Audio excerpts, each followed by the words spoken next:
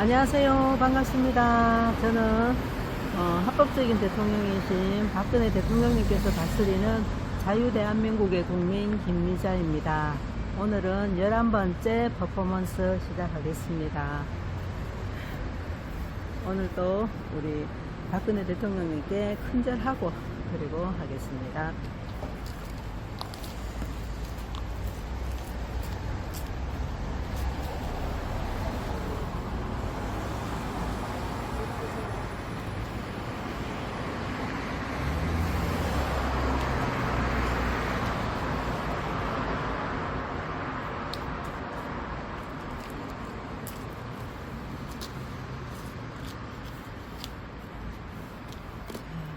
오늘은 딥스테이트 아웃이라는 피켓을 새로 바꿨습니다. 이번에 문영배 재판관도 그만두고 했기 때문에 좀 더 임팩트 있게 내용을 좀 간략하게 해서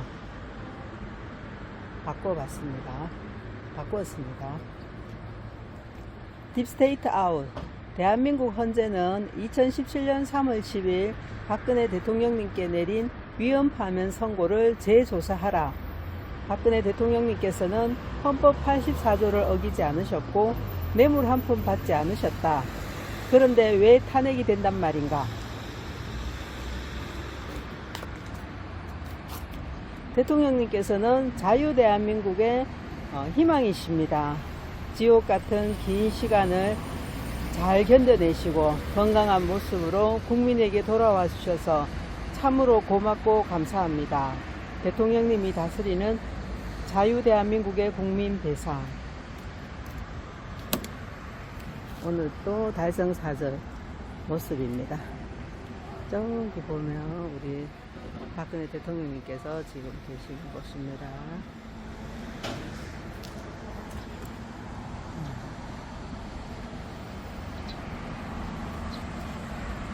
오늘은 날씨가 조금 구름이 끼고 조금 흐립니다. 그렇지만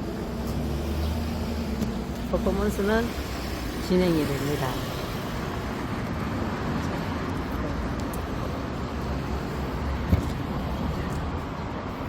애국가 부르고 나의 조국 그리고 오늘도 박근혜 대통령님의 연설문하고 또 회고로 읽어드리겠습니다. 백두산에 잠깐만요. 제가 책을 잘못 봤어요.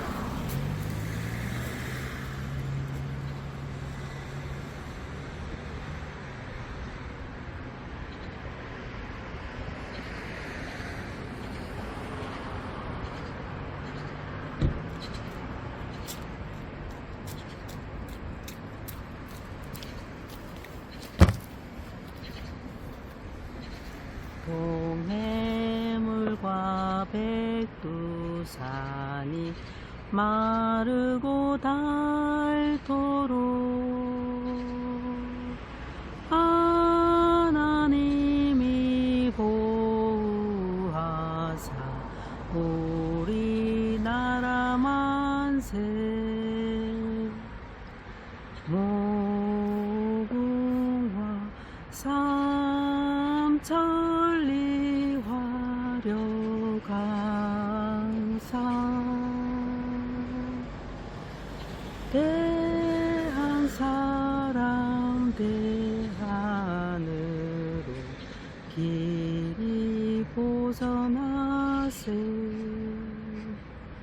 남산 위에 저소나무 철갑을 들은 듯 바람 소리 불변함 우리 기상일세. 무궁화 삼천리 화려강산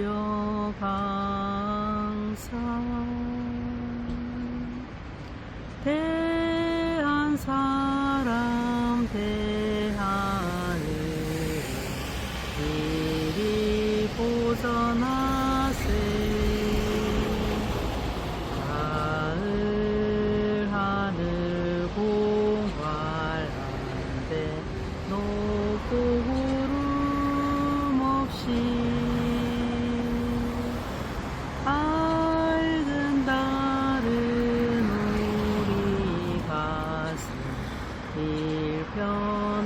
심일세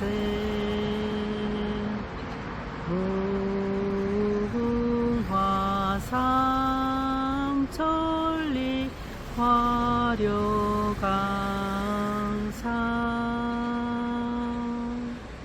대한사람 대하늘을 길이 보전하세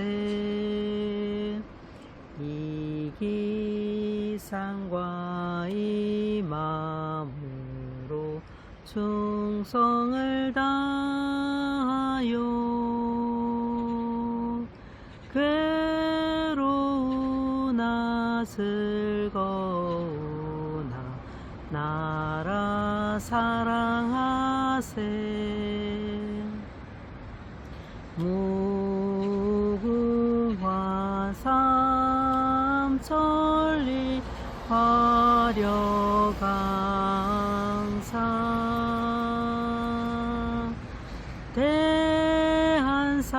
대한사람 대하늘로 길이 보전하세. 네, 나의 조국 되겠습니다. 백두산의 푸른 전기 이 땅을 수호하고 한라산의 높은 기상 이 결에 지켜왔네. 무궁화꽃 피고 저도 유구한 우리 역사 구세계도 살아왔네. 슬기로운 우리 결에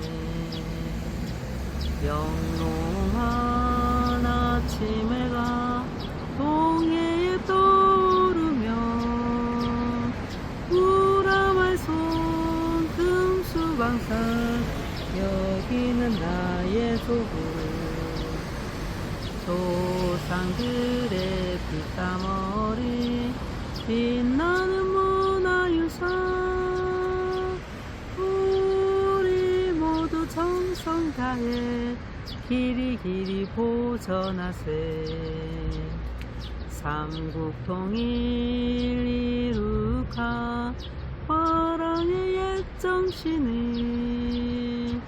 오늘에 이어받아 새마을 정신으로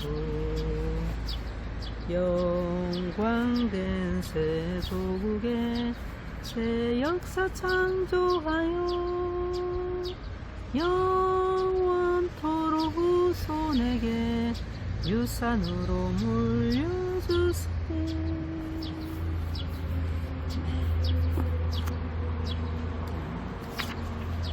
오늘은 연설문 8번째입니다. 정부 3.0 비전 선포식 축사입니다. 2013년 6월 19일 날 하신 거예요.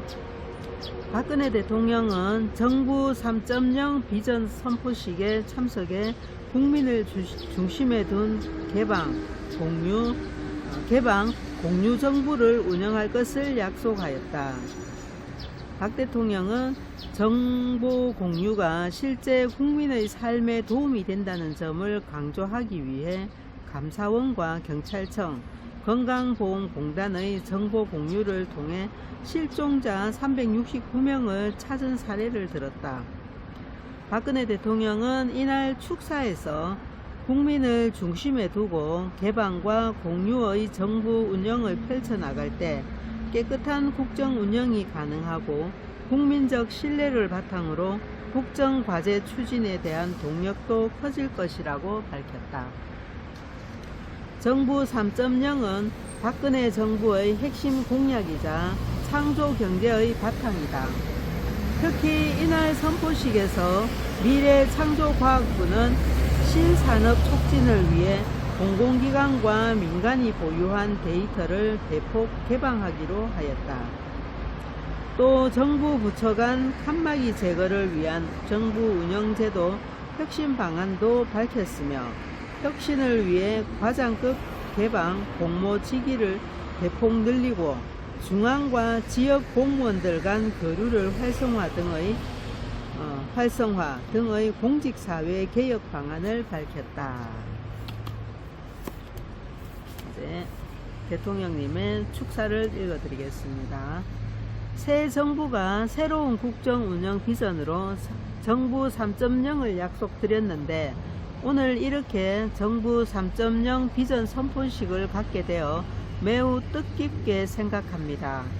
정부 3.0은 그동안 펼쳐왔던 정보 공개의 차원을 넘어서 정부의 운영 방식을 국가 중심에서 국민 중심으로 바꾸는 전면적인 패러다임의 전환을 의미합니다. 지금 우리 사회는 저출산 고령화, 고용 없는 성장, 양극화 등 지금까지 경험해보지 못했던 새로운 도전에 직면해 있습니다.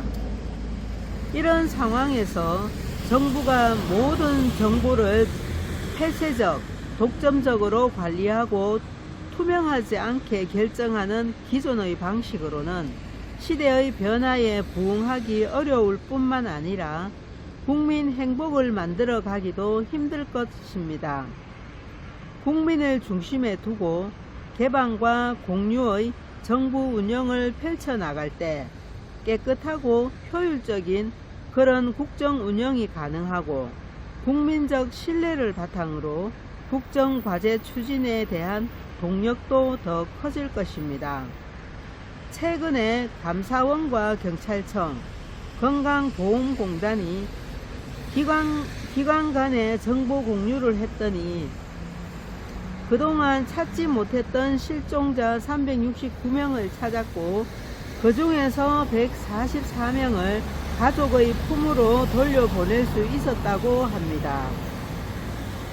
이처럼 작은 정보 하나도 개방하고 공유하면 실제 국민의 삶에 큰 도움이 될 수가 있습니다. 저는 정부 3.0을 통해 정부와 민간, 중앙과 지방, 정부 부처 간의 칸막이를 없애고 긴밀하게 소통을 해 나간다면 우리 사회의 어려운 문제도 해결의 실마리를 찾을 수 있고 국민의 삶도 크게 개선될 수 있다는 확신을 가지고 있습니다. 오늘 비전 선포식을 통해서 정부 3.0이 우리 사회를 변화시키고 우리 국민들의 삶을 행복하고 풍요롭게 만들 수 있도록 모두가 인식을 공유하고 정부 운영 방식을 국민을 위해 일신하는 출발점이 되기를 기대합니다. 네, 이상입니다.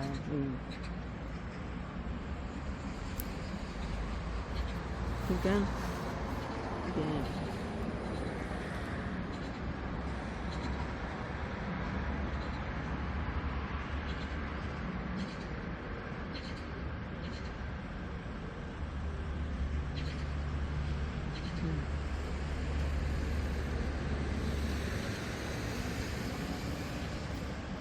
정부 3.0 비전 선포식, 이게 국민을 중심에 두고 개방과 공유의 정부 운영을 펼쳐 나가려는 대통령님의 의지죠. 정말. 그리고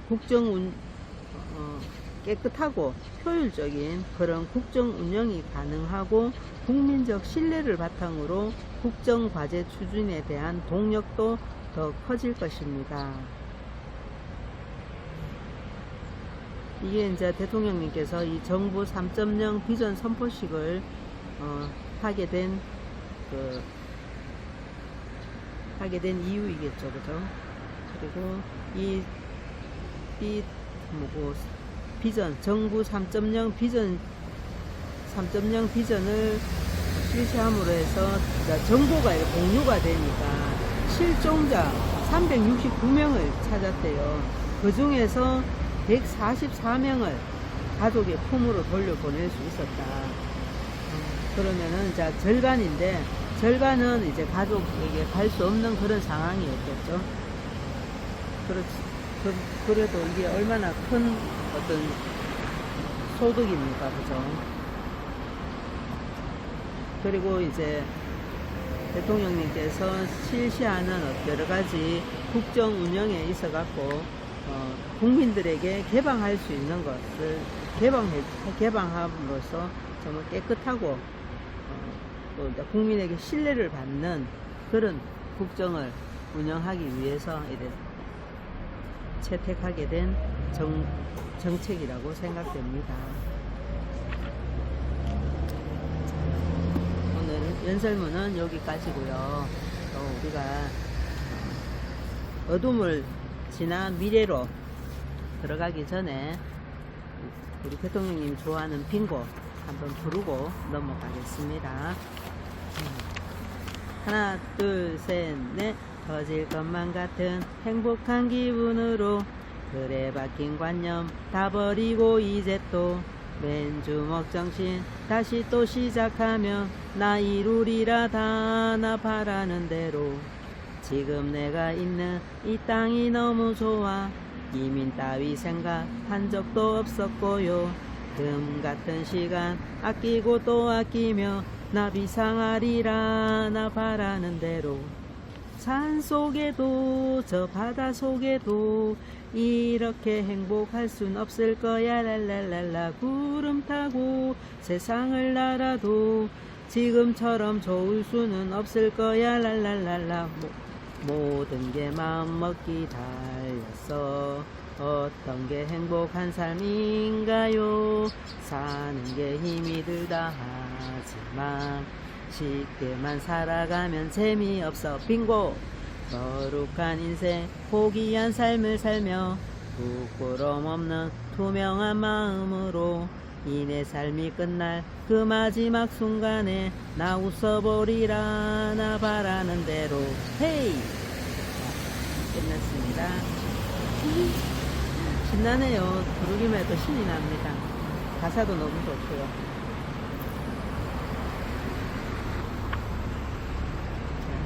오늘은 회고록 두 번째 박근혜 대통령님 회고록 어둠을 지나 미래로 이 회고록 두 번째 읽어드리겠습니다.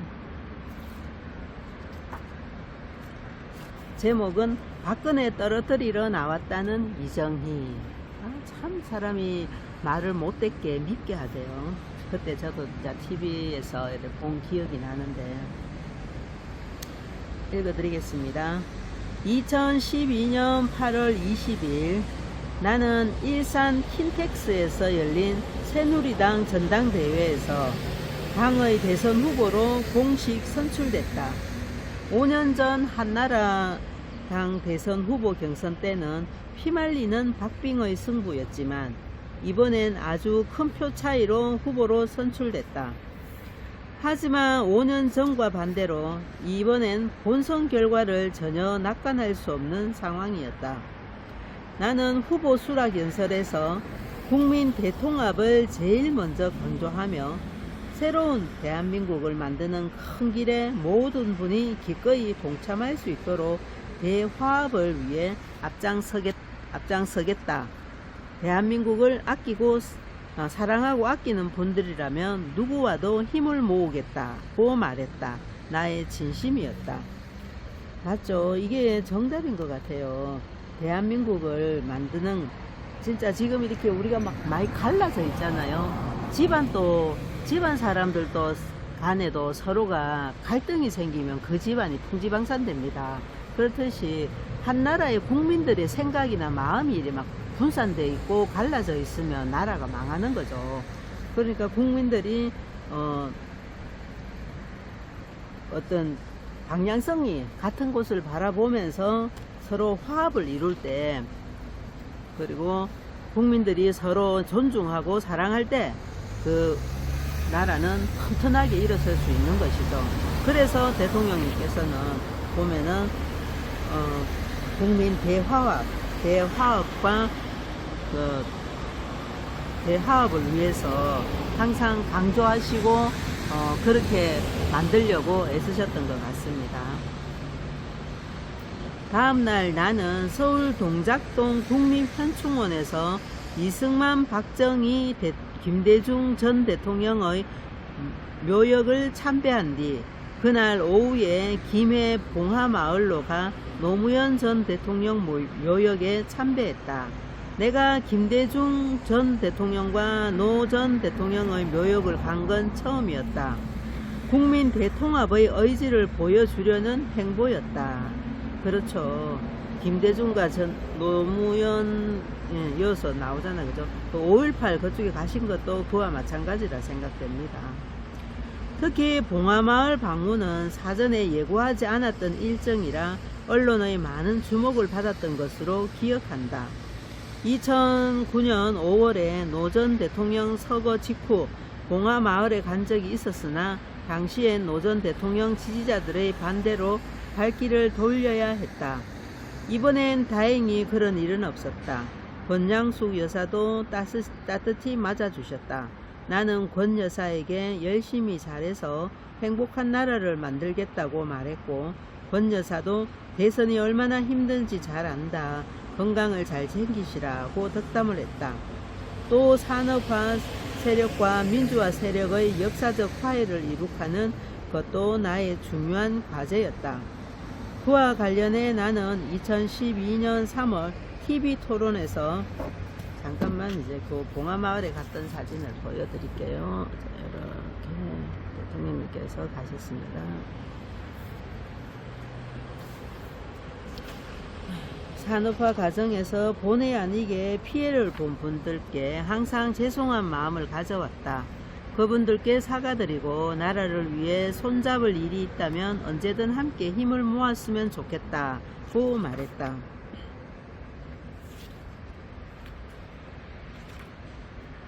내가 평소에 늘 가슴에 담고 있던 생각이었다. 그래서 대선 후보로 선출되고 난 후인 8월 29일 서울 창신동의 전태일 재단을 방문해 재단 관계자들을 만나기로 했다. 전태일 열사는 박정희 정부 시절의 노동운동을 상징하는 인물이다. 1970년대 한국은 고도성장을 시작하면서 번영의 문을 열어 젖혔지만 동시에 그 이면엔 노동자들의 많은 희생이 수반됐던 것도 사실이다. 나는 국민 대통합을 위해선 산업화와 민주화 세력의 화해가 반드시 필요하다고 생각했다. 전태일 재단 방문은 역사의 화해를 위한 노력이었다. 그러나 아쉽게도 노조와 시민단체 인사들이 재단 사무실 입구를 막아서는 바람에 재단 방문은 무산됐다. 하지만 나의 진심은 국민이 알아주실 거라 믿었다. 대통령이 얼마나 큰 마음을 가졌습니까? 그죠? 어떤 좌우 이념 이런 걸 떠나갖고 대한민국이라는 한 국민으로서 이렇게 통합을 해야 우리나라가 제대로 굳건하게 바로 설 수 있으니까 그 뜻을 가지고 이렇게 박정희 대통령님의 그 산업화 과정에서 엄청난 이런 반대를 하고 했던 자들이지만 포용을 하고 이렇게 함께 서로 이해하고 통합하자 이런 차원에서 그것은 하셨던 거죠. 김대중도 만나고 노무현도 만나고 전태일도 재단 그쪽에도 갔던 것이죠. 그죠? 이제 소제목입니다. DJ 만나서 사과. 김대중 납치 사건 기억이 생생했다. 그러니까 DJ 만나서 사과했다고. 이것도 또 지만원 박사 같은 경우는 이거와 5.18 그쪽에 갖는 거 갖고 박근혜 대통령님을 엄청 폄하하고 막 비난을 했죠. 그렇지만 대통령님은 대통령님 나름대로 입장이 있고 또 큰 뜻이 있으신 거죠. 국민 대통합이라는 그 큰 뜻이 있으셨던 거죠. 2004년 한나라당 대표 시절 김대중 전 대통령을 예방한 자리에서도 아버지 시절에 많은 피해를 보고 고생한 것을 딸로서 사과드린다고 말한 적이 있다. 그와 관련해 2023년 5월 중앙일보에 실린 육성회고록에서 김 전 대통령께서 생전에 따님에게서 아버지 사후에 대신에 사과를 받다니 감동이 느껴졌다. 내가 무슨 구원을 받은 것 같다고 말했다는 기사를 봤다. 김 전 대통령은 1973년 8월 8일 일본에서 한국의 중앙정보부 요원들에게 납치당해 죽음의 위기를 만난 적이 있다. 그 사건과 관련해 나는 50년 전의 기억이 아직도 생생하다. 그해 8월 9일 아침 나는 청와대 2층 거실, 당시 청와대는 지금과 구조가 달랐습니다. 청와대 2층 거실에서 아버지에게 커피를 끓여 드리고 담소를 나누고 있었다. 그런데 아버지가 사건이 처음 보도된 조간신문을 보고 크게 놀라시며 이게 대체 어떻게 된 거냐? 대체 어떤 세력이 벌인 일이냐? 혹시 북한이 저지른 일인가? 내가 한번 직접 확인해 봐야겠다고 하셨다. 이어 서둘러 1층 직무실로 내려가셨다. 당시 야당은 아버지의 지시로 납치 사건이 발생했다고 주장했는데 사실과 다르다. 결국 중앙정보부에서 벌인 일로 밝혀졌지만 아버지는 사건이 터진 후에야 그 사실을 아셨다. 어찌됐든 김대중 전 대통령께서 나의 사과를 그렇게 고맙게 느끼셨다니 내가 그분 생전에 직접 찾아뵙고 사과드린 건 정말 잘한 일이었다는 생각을 하게 된다. 그러니까 김대중 납치 사건하고 박정희 대통령님하고는 아무 상관이 없는 거예요. 박정희 대통령님께서는 모르셨고 그 일이 있는 것을 아침에 TV 뉴스를 통해서 아시게 된 것이죠. 그리고 그게 이제 중앙정보부에서 그 일을 벌였다고 이제 밝혀졌다고 합니다. 또 이제 MB와 편하진 않았지만 이것도 소제목이에요. 탈당 제기엔 그러면 안 돼. 2012년 대선 때 이명박 대통령과의 관계 설정도 중요한 문제였다. 당시 집권 5년 차여서 이 대통령의 인기가 많이 떨어진 상태였다. 야당에서 내세우는 가장 큰 선거 슬로건도 이명박 정부 심판이었다. 나는 당명도 바꾸고 정책 노선에도 경제민주화를 도입하면서 어느 정도 이명박 정부와 차별화하긴 했지만 여전히 이 대통령과 나는 같은 정당 소속이었다. 야당은 그 점을 집중 부각하면서 이명박근혜라는 신조어까지 만들어 공격을 가했다. 대선이 본격화하자 새누리당에서 이 대통령의 탈당을 거론하는 사람들이 생겼다. 심지어 친이계로 분류되는 인사들도 그런 주장을 하는 경우가 있었다. 과거에도 여당 대선 후보와 현직 대통령의 관계는 상당히 불편한 경우가 많았다. 1992년 노태우 대통령, 김영삼 후보, 1997년 김영삼 대통령, 이회창 후보, 2002년 김대중 대통령, 노무현 후보, 2007년 노무현 대통령, 정동영 후보가 모두 그런 경우였고 대통령들은 전부 다 여당을 탈당했다. 나는 2007년 대선 경선부터 시작해 2008년 총선 공천, 2009년에서 2010년 세종시 수정안 등 이 대통령 집권 기간 중 청와대와 몇 차례 충돌했다. 언론에서 이명박 정부의 제1야당은 박근혜라는 평가가 나올 정도로 편하지 않은 관계였다. 하지만 나는 대통령의 탈당이 반복되는 후진적 행태는 끊어야 한다고 생각했다. 대통령이 탈당한다고 해서 그간 여당이 해왔던 일들이 국민에게 가려질 수 있겠는가? 나는 대통령의 공과 과를 여당이 온전히 감당하는 게 올바른 정당 정치라고 믿었다. 대통령이 인기 좋을 때는 한껏 매달리면서 인기가 떨어지면 헌신자 취급하는 건 정치 도의상도 말이 안 된다. 그래서 이명박 대통령의 탈당을 제기하는 사람들에게 대통령에게 그러면 안 된다고 말렸다.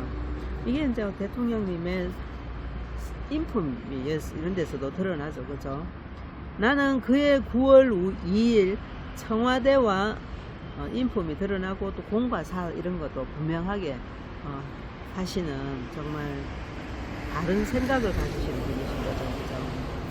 나는 그의 9월 2일 청와대에 들어가 이 대통령과 100분간 배석자 없이 오찬 회동을 했다. 여당 대통령과 여당 대선 후보의 만남은 10년 만이라고 했다. 이 대통령과 나는 각종 국정 현안과 대선 공약 등을 놓고 의견을 나눴다. 이 대통령은 대화 내용은 청와대에서 따로 브리핑을 안 할 테니 나에게 알아서 다 발표하시라고 했다. 내가 나가서 곤란한 얘기는 안 할 것이라는 믿음을 보낸 셈이다. 결국 이 대통령은 1987년 직선제 개헌 이후 취임한 대통령 가운데 처음으로 여당 당적을 유지한 채 임기를 마무리하는 대통령이 됐다. 얼마나 배려심 있는 마음입니까, 우리 박근혜 대통령님. 예. 근데 선생님 저렇게 해가지고 지금 성소가 되겠습니까? 너무 오래돼가지고. 그래도 국민이 진실을 말해야죠. 그러면 아무리 되는데, 오래됐다 해서 아무 말 안 하고 그냥 묻어 가면은 그냥 묻어 가게 되는 거예요. 우리 저래 해가지고 저렇게 되면 천만 다행인데. 되죠. 이게 작은 것, 작은 목소리지만은요, 이게 터질 수가 있습니다. 그리고 진실은 언젠가는 박근혜 대통령님 말씀하셨잖아요. 시간이 걸릴 뿐이지 반드시 밝혀진다고. 죄를 안 지으셨잖아요. 안 짓고 그렇죠, 살면 그렇죠. 선고됐잖아요. 네. 그럼 밝혀져야 되는 거죠. 안 그렇습니까? 그러니까 국민의힘 쪽 사람들이 우리는 뭐 국민이지만은 당직 국회의원들이 네. 바보들이에요 이거. 예. 네, 바보들이에요. 맞습니다. 저 사람들 때문에 네. 우리까지도 바보들. 그러니까 여당 국민의힘이 이런 거를 말을 해야 되는데 말을 안 하니까 제대로 제 역할을 못 하는 거죠. 안 그렇습니까? 김무성이라든지 많지 않습니까? 나쁜 놈들 아주 저 유시민하고 유승민하고 유승민하고 나경원이도 탄핵조에 들어갔잖아요, 저기. 맞아요. 그런 거 모질이 전부 다 싹쓸이 해가지고 낙동강에 빠져내버리게. 그래 될 겁니다. 다 자기들이 심은 대로 거둘 거예요. 그래 대통령 후보 나오니 뭐 찍어줘나 나한테 나라 대통령 사람 지키지도 못하는 그것들이 대통령 국회의원 한다고. 선거는 지금 의미가 없어요. 선거는요, 저들을 지금 계속 박근혜 대통령님 파면됐다는 이거는 헌법이 무너진 거거든요. 그러면 그때부터 대한민국은 불법 대한민국입니다. 그 불법 치하에서 치루어진 선거는요, 우리 이때까지 경험해봤잖아요. 다 그 사전선거하고 자기들 표 만들어갖고 조작해버리잖아요. 국민이 선거를 했다는 어떤 자기들을 합리화시켜주는 것밖에 안 돼요. 그러니까 선거가 필요 없습니다. 선거하지 말고 우리 진짜 대통령 임기가 남아있는 상태에서 불법으로 감금되셨잖아요. 그분이 바로 복귀하셔야 되는 겁니다. 그거를 그렇죠. 국민들이 나라의 주인이 누굽니까? 주인이 우리 국민 아닙니까? 국민이 선거를 하는 것도 내 주권을 행사하는 거지만 불법 치하에서는 선거하는 것보다는 차라리 진실을 외치는 게 그게 내 주권을 하는 겁니다. 그게 작은 것 같지만 그 국민이 하나는 모인다 생각해 보세요. 얼마나 큰 힘이 되겠어요. 광화문에 정강훈이나 저런 자들이 사람을 그렇게 많이 모아놓고 진실을 안 외치는 거예요. 엉뚱한 소리만 하니까 선거하는 것보다는 차라리 진실을 외치는 게 그게 내 주권을 하는 겁니다. 그게 작은 것 같지만 그 국민이 하나는 모인다 생각해 보세요. 얼마나 큰 힘이 되겠어요. 광화문에 정강훈이나 저런 자들이 사람을 그렇게 많이 모아놓고 진실을 안 외치는 거예요. 엉뚱한 소리만 하니까 이게 바로지지가 않는 거예요. 그러니까 그 사람들 아주 악한 겁니다. 조원전에도 마찬가지고 사람을 많이 끌어모으는 그런 자들은 책임이 정말 이 말을 해야 되거든요. 헌재 위헌 파면 선고 재조사해라. 그 말을 해야 되는데 그러면 안 할 수 있겠어요? 그 정도면은 할 수 있는데 안 하잖아요. 그 같은 편이라는 겁니다. 국민을 가두리 고기 잡을 때 가두리 어장해가지고 고기 잡듯이 국민들을 그런 식으로 가두리 해버리는 거예요. 여사님은 지금 이 근처에 사십니까? 아니요, 저도 달성군에 살지만 이 근처는 아니에요. 여기서 좀 더 가야 돼요. 그래서 이렇게 하시는 분이 내가 봐도 나는 요 정말 농장이야. 예. 이렇게 해놓고 뭐 하시는 분이 없어가지고 내가 이거 보고 되겠냐고 그래 물어보잖아. 예. 그러니까 고생 많으십니다. 예, 감사합니다. 예.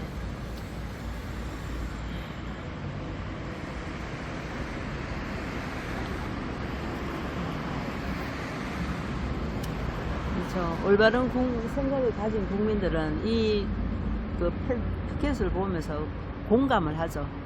이게 이제 되겠느냐 이런 어떤 이제 좀 사실 희망이 좀 많이 사라진 시간이 많이 걸리다 보니까 희망이 좀 많이 사라진 어떤 그런 좌절감을 좀 느끼고 있는 게 사실 지금 우리 대한민국 대통령 참 국민들의 어떤 심정 아니겠습니까?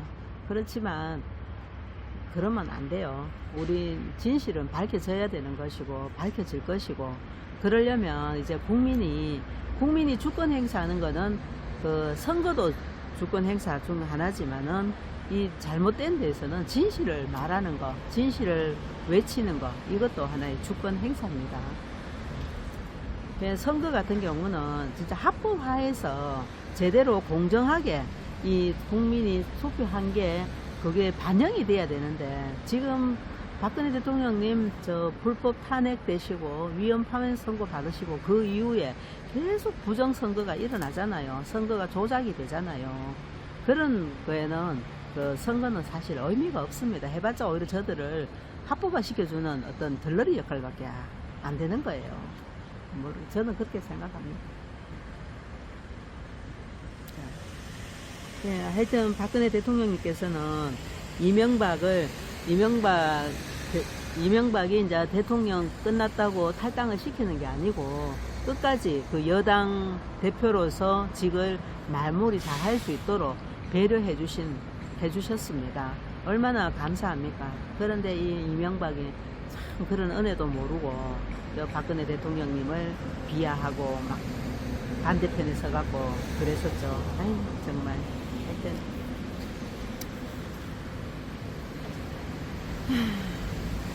제가 어디까지 읽었나. 그래, 이명박 대통령의 탈당을 제기하는 사람들에게 대통령에게 그러면 안 된다고 말렸다. 나는 그해 9월 2일 청와대에 들어가 이 대통령과 100분간 배석자 없이 오찬 회동을 했다. 여당 대통령과 여당 대선 후보의 만남은 10년 만이라고 했다. 이 대통령과 나는 각종 국정 현안과 대선 공약 등을 놓고 의견을 나눴다. 이 대통령은 대화 내용은 청와대에서 따로 브리핑을 안 할 테니 나에게 알아서 다 발표하시라고 했다. 내가 나가서 곤란한 얘기는 안 할 것이라는 믿음을 보낸 셈이다.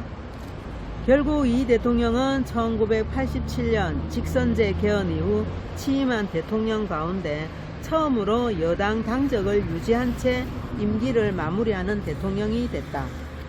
하지만 아이러니하게도 정작 나는 5년 뒤에 새누리당의 후신인 자유한국당에서 강제 출당을 당했다. 아마 당시 자유한국당 지도부가 나를 출당시키는 게 당의 보탬이 될 거라고 생각했던 모양이다. 이 홍준표 이놈. 자, 또 소제목입니다. 꺾인 안철수 바람. 문 달라도 참 많이 달랐다. 2012년 대선 때 선거의 최대 변수는 단연 안철수 후보였다.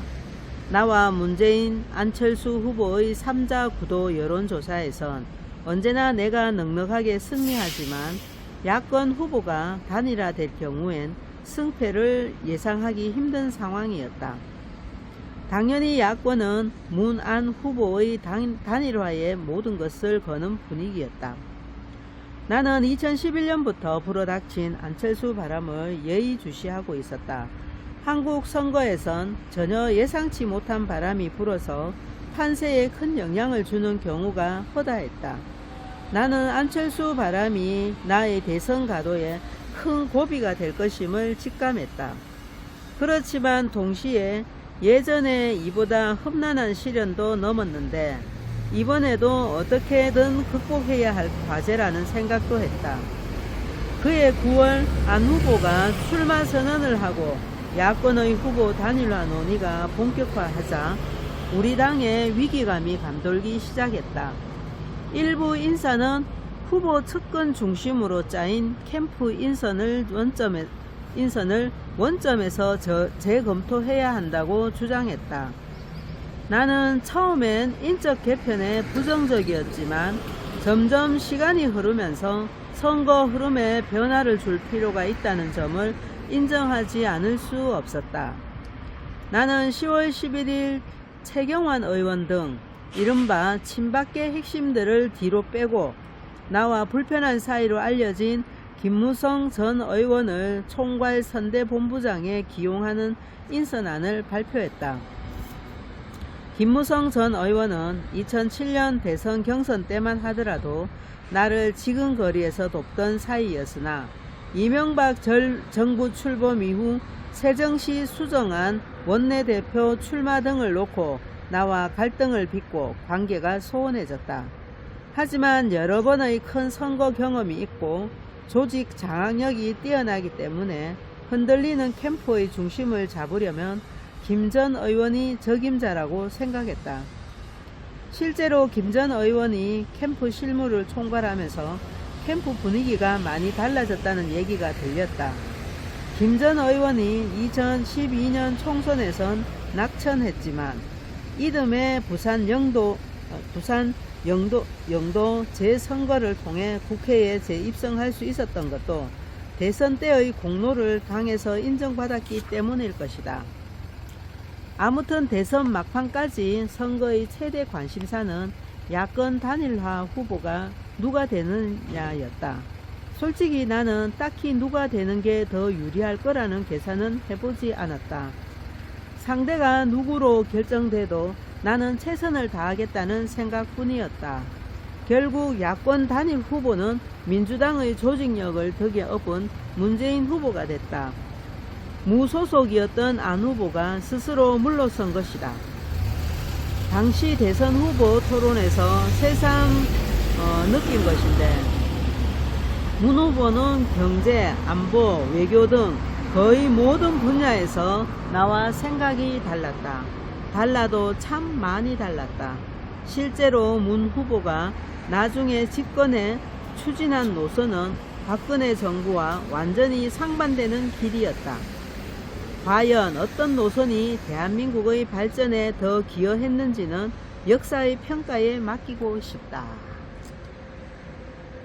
참 우리 대통령님이 이렇게 점잖으십니다. 문재인한테 얼마나 하고 싶은 말씀이 많이 있으셨을까요? 이제 이정희에 대해서 이정희 나옵니다. 박 떨어뜨리려 나왔다는 이정희. 대선 막판에 큰 화제가 됐던 게 12월 4일 대선 후보 1차 TV 토론에서 통합진보당 이정희 후보의 발언이었다. 당시 이 후보는 나를 향해 이제 박근혜 대통령님을 향해 이정희 자신이 출마한 이유를 이제 말을 한 거죠. 박근혜 후보를 떨어뜨리기 위한 겁니다. 저는 박근혜 후보를 반드시 떨어뜨릴 겁니다. 라고 쏘아붙였다. 누구를 떨어뜨리기 위해 대선에 나왔다는 것 자체가 황당한 얘기지만 표현의 수준도 어이가 없었다. 사람의 말에는 그 사람의 많은 것이 반영되어 있기 마련이다. 그렇죠. 이 후보의 발언은 민심의 역풍을 불러 결과적으로 나의 당선에 도움이 됐다는 평가까지 나왔다. 맞아요. 그때 이정희 많이 욕했어요. 사람들이 오히려.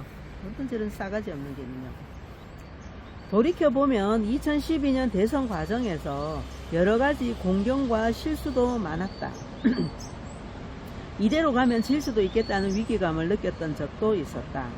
충격적인 사고도 발생했다. 15년간 나를 성실히 보좌했던 이춘상 보좌관이 12월 2일 강원도 유세 일정을 수행하다 급작스러운 교통사고로 세상을 뜬 것이다. 나는 그날 오후 서울 여의도 성모병원으로 달려가 이 보좌관의 죽음을 확인하고 많은 눈물을 흘렸다. 이 보좌관은 정말 심성이 곱고 맑은 사람이었는데 이렇게 갑자기 가다니 믿을 수가 없었다. 그 충격으로 유세도 사흘 동안 중단했다.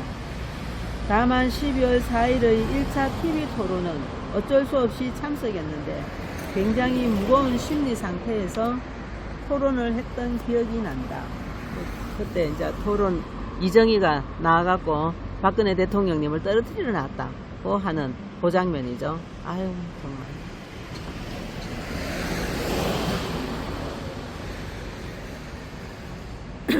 대통령 당선 국민께 감사하고 부모님 떠올랐다.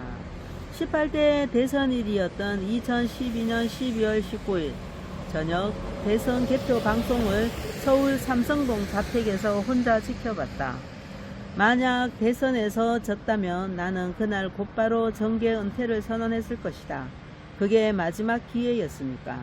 출구조사에서 내가 간발의 차로 이겼다는 소식은 공식 발표 직전에 비서진으로부터 전해받았던 것 같다. 그러나 워낙 여러가지 루머가 나도는 상황이라 긴장을 풀 수가 없었다. 다행히 개표 3시간여 만에 당선이 확실해지면서 비로소 안도했다. 출구조사보다 큰 표차였다. 밤 10시 40분쯤 방사로 이동하기 위해 자택을 나섰는데 골목길에 많은 지지자분들이 응원하러 나와주셔서 일일이 손을 건넸다. 밤 11시 좀 넘어 방사에 도착해 선대위 인사들에게 감사의 인사를 드렸다. 그리고 자정 무렵 광화문에 설치된 특설 무대가 무대에 가 언론 인터뷰를 했다. 나는 그 자리에서 국민 여러분께 진심으로 감사드린다. 선거 기간 중에 가는 곳마다 저에게 신뢰와 믿음을 주신 뜻을 결코 잊지 않겠다. 앞으로 국민께 드린 약속을 반드시 실천하는 민생 대통령이 돼서 국민 행복 시대를 열겠다고 말했다. 그날 밤 삼성동 자택으로 돌아왔는데 여러 가지 복잡한 감정들이 밀려와 좀처럼 잠을 이루지 못했다. 마음속엔 일찍이 세상을 떠나신 아버지와 어머니가 가장 많이 떠올랐다. 아마 부모님이 비극적으로 돌아가시는 일이 없었다면 나는 정치에 발을 들이지 않았을 것이다.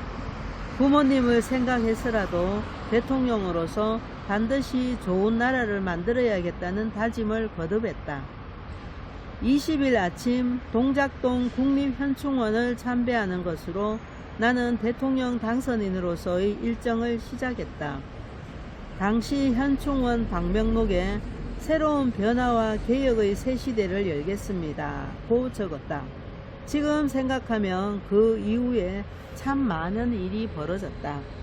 당시로선 꿈에서도 생각하지 못했던 일들도 많았다. 네, 오늘은 여기까지입니다.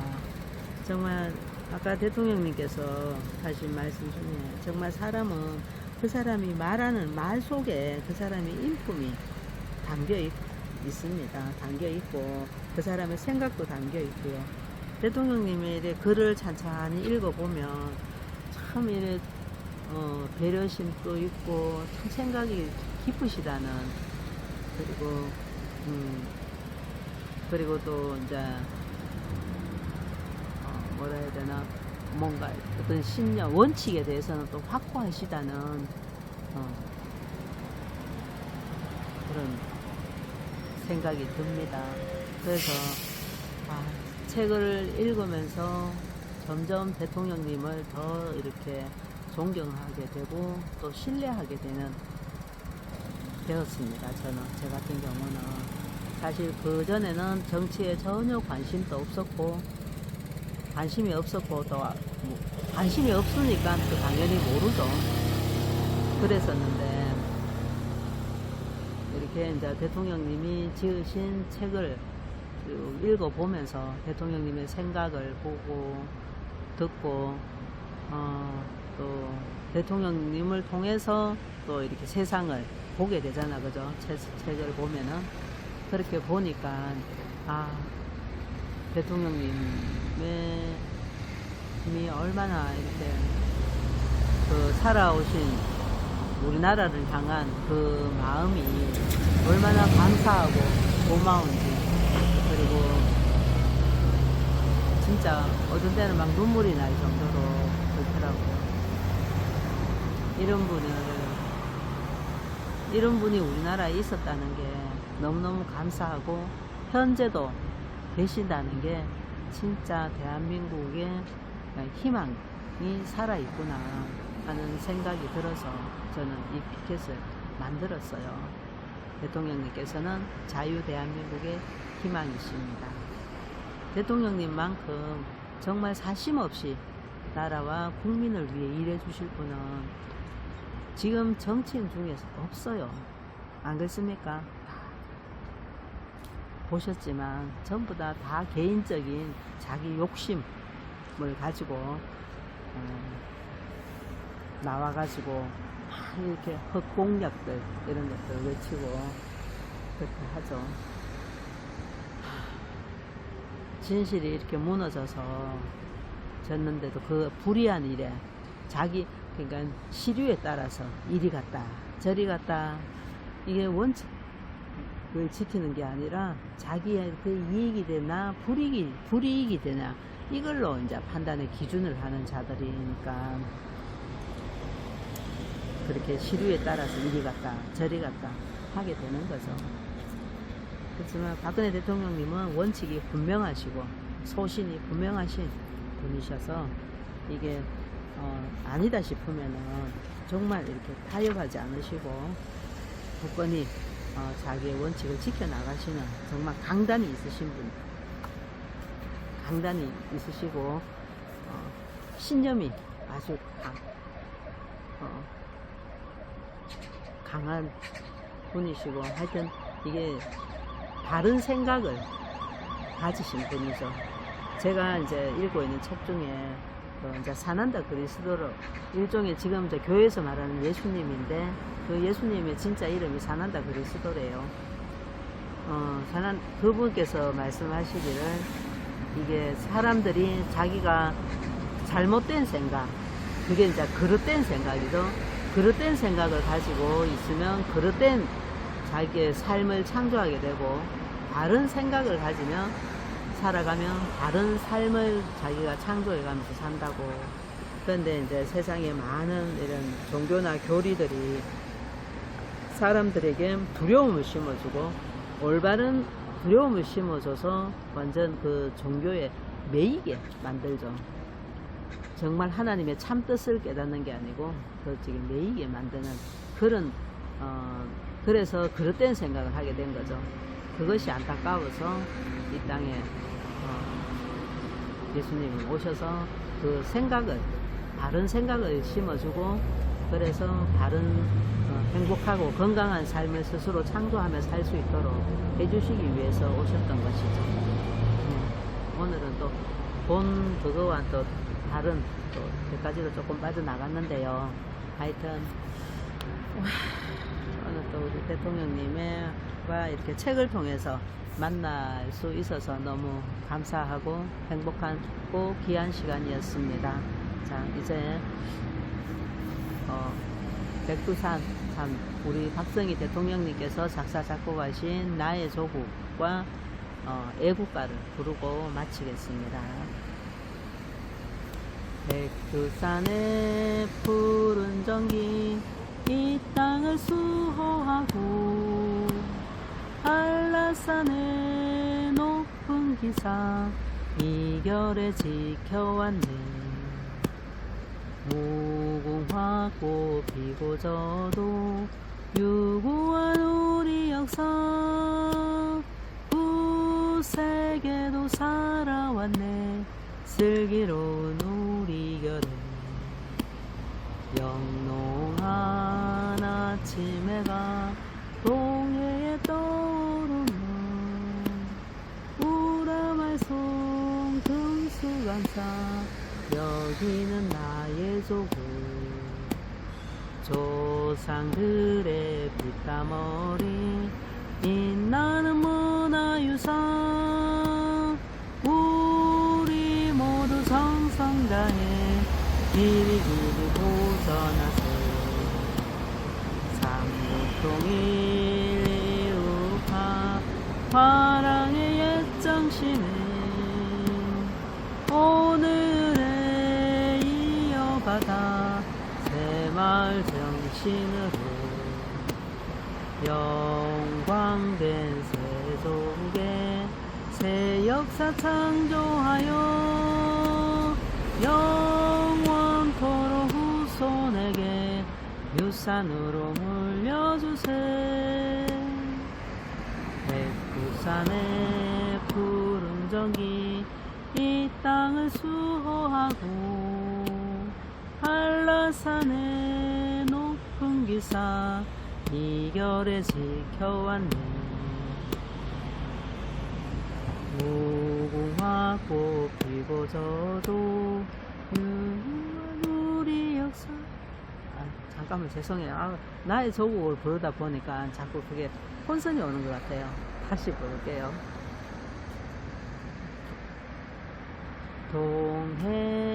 동해물과 백두산이 마르고 닳도록 하나님이 보호하사 우리나라 만세 무궁화 삼천리 화려강산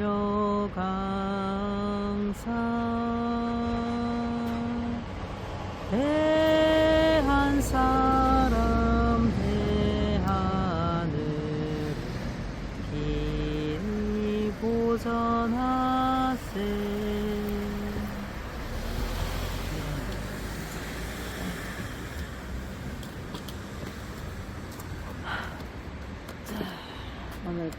오늘 참 지금 현재 이 전쟁은 딥스테이트와의 전쟁이죠. 딥스테이트가 우리나라를 정말 많이 점령하고 있는데 그래서 우리를 이렇게 국민들을 갈라놓고 있거든요.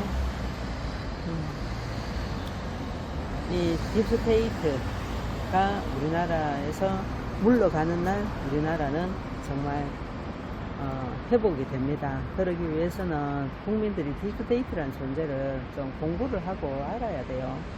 그래야 딥스테이트에 대해서 우리 딥스테이트 아웃을 국민들이 함께 외칠 수가 있습니다.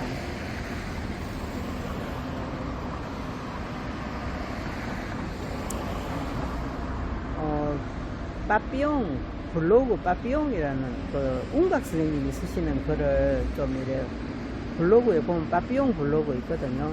그거를 찾아서 좀 보시면 딥스테이트가 어떤 존재들인가에 대해서 좀 쭉 읽어보시면 말 아시게 될 겁니다. 그리고 그림자 정부라는 책이 있는데 그런 책도 한번 보시면 딥스테이트들이 어떤 그 조직이고 일을 해왔는지 이런 것도 좀 알 수가 있습니다.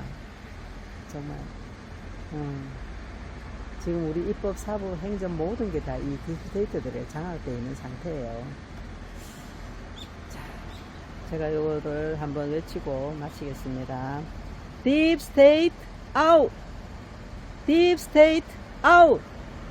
Deep State out! 대한민국을 점령하고 있는 Deep State out! 대한민국 헌재는 2017년 3월 10일 박근혜 대통령님께 내린 위헌 파면 선고를 재조사하라! 박근혜 대통령님께서는 헌법 84조를 어기지 않으셨고 뇌물 한 푼 받지 않으셨던데 그런데 탄핵이 성립된다는 것은 헌법이 무너졌다는 증거입니다. 탄핵당할 죄를 짓지 않았는데 탄핵이 성립된다는 것은 그거는 헌법이 권위가 무너진 거죠. 권위가 무너진 거고 있을 가치가 없는 것이죠. 그러니까 헌법 수호 차원에서라도 대한민국 헌재는 2017년 3월 10일 박근혜 대통령님께 내린 위헌 파면 선고를 반드시 재조사해야 됩니다.